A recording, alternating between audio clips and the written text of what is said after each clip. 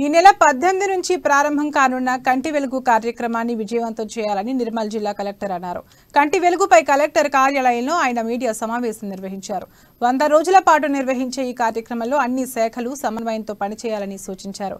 జిల్లాలో 32 కంటి వెలుగు బృందాలు ఏర్పాటు చేశామని, ప్రతిరోజు గ్రామీణ ప్రాంతాల్లో 300 మందికి, పట్టణ ప్రాంతాల్లో 400 మందికి కంటి పరీక్షలు నిర్వహిస్తారని చెప్పారు.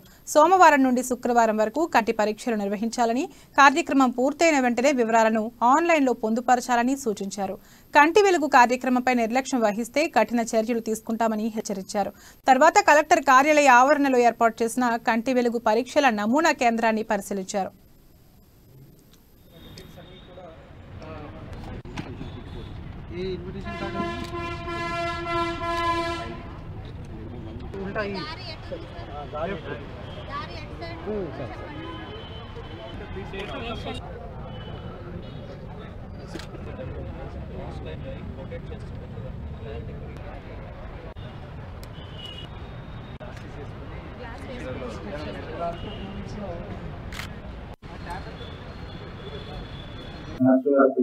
అలాగే నిర్మల్ జిల్లాలో కంటి వెలుగు కార్యక్రమం మొదలవుతుంది. దానికి సంబంధించిన అన్ని ఏర్పాట్లు అన్ని జిల్లాలుగా చేసుకోవడం జరిగింది. ముఖ్యంగా నిర్మల్ జిల్లాలో చూస్తే 18+ అంటే 18 సంవత్సరాలు ఎక్కువ ఉన్న పాపులేషన్ దాదాపు 5.5 లక్షలకి గుర్తించడం జరిగింది.